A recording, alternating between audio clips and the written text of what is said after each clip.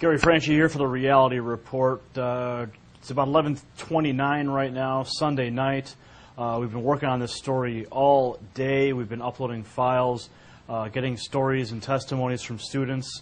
The breaking story right now, besides the fact that Osama bin Laden has just been pronounced dead by our president, President Barack Obama, we're going to be talking with Julio Rosselló. He's an investigative journalist.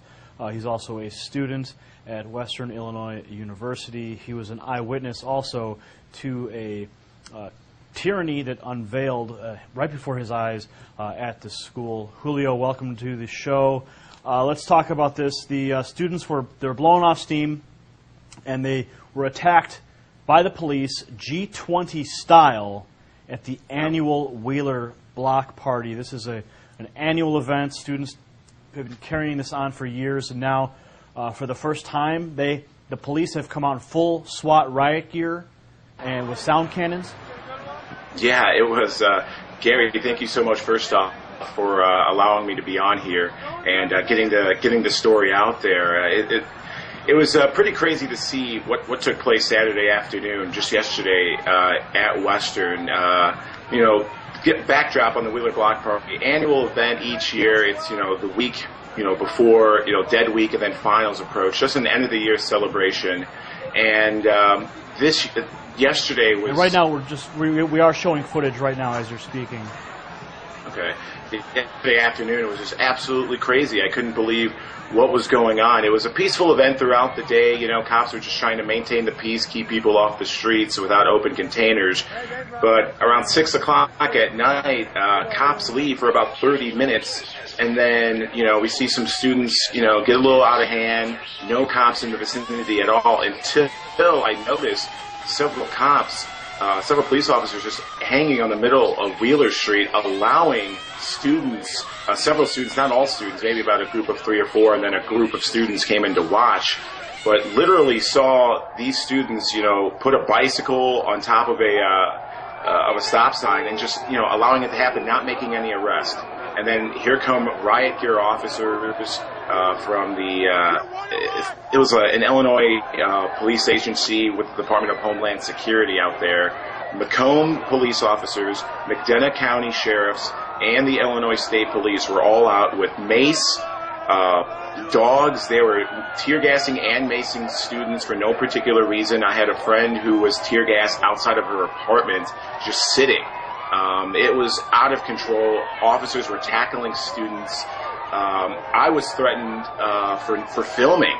An officer told me I was infringing on their jobs, eavesdropping law or something like that. So they were threatening me and other activists out there filming. And you're a broadcast student, so you obviously have the media credentialed ability to be there and to record and document and to get the testimony of students.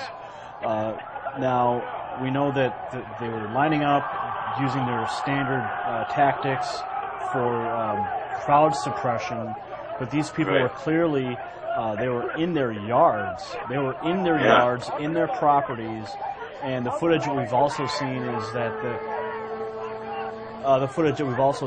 they were trying to get the students to come out of their homes.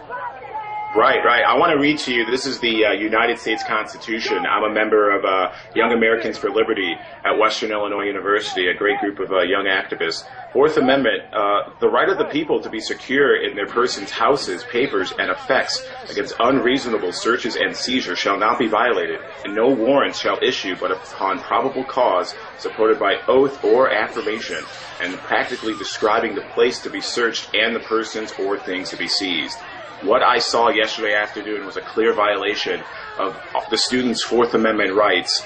Cops were literally tear gassing people on their front porches. Officers were forcing people to leave their homes. Hopefully you show a video of officers trying to get people out of their homes, and thank goodness some person knew their rights. and said, they don't have a right to come in here. They don't have a warrant.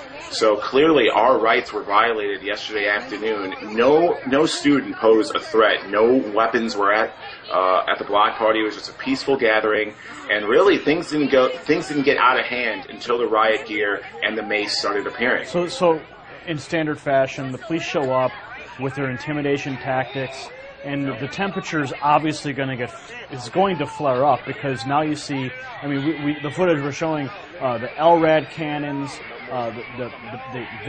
the announcement on the airwaves, it just sounded just like what they were playing at the G20. Disperse. We're going to use tear gas if you do not disperse. This is tyranny in the heartland. Now, of course, you were, man, it's so late, dude. I'm so burned out. It's okay, Gary. It's all right. The media interviewed you, and they're already starting to take, obviously, the side of the state, the side of the administration of the school, but there's no mention of the constitutional abuses. Absolutely none at all. Macomb, Illinois, for those that don't know, is a town of about 20,000 people, maybe 21,000. I haven't seen the new census numbers. But practically around 11 to 13,000 of the residents are students. We're a taxpayer. We pay, we basically run this city. If it wasn't for us, a lot of people wouldn't have jobs in this town. We're not bragging or anything, but that's just the severity of this town. Unfortunately, there's no jobs here or no market. And to see a sound cannon and to see LRAD weapons. Let's get that footage on the screen there. Okay.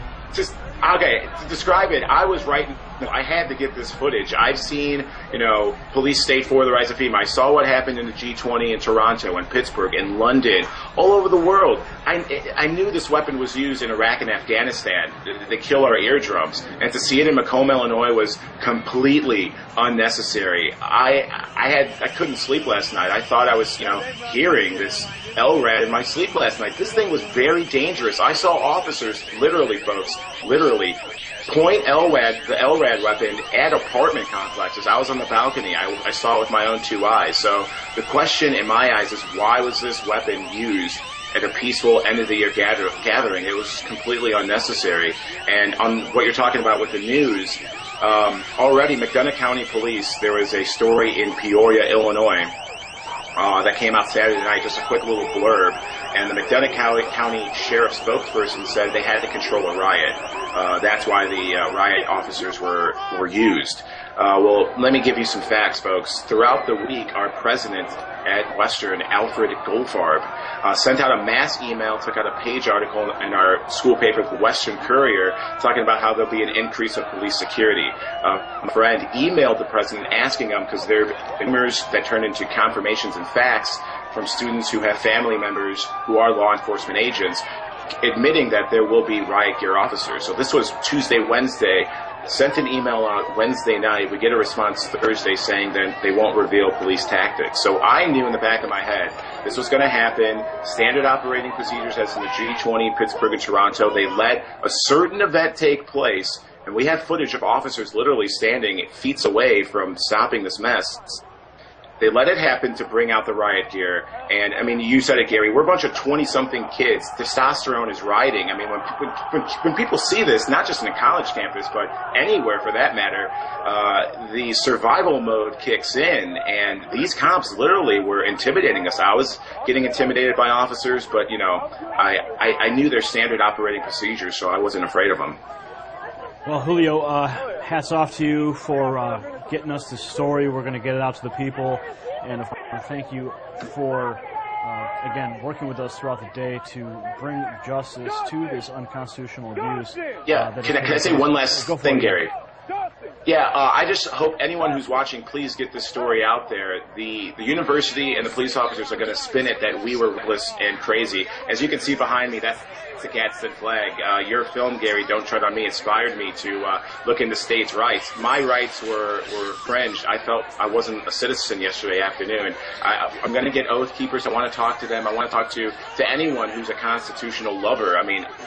The youth's freedom were infringed, and it goes to show you that not many youths care for authority figures like a Barry Soetoro in Washington. Thank you so much, Gary, for your help. All right, Julio, once again, thank you so much for joining us on this very late edition of the breaking story of the constitutional abuses and the police riot tactics taking place earlier today at Western Illinois University.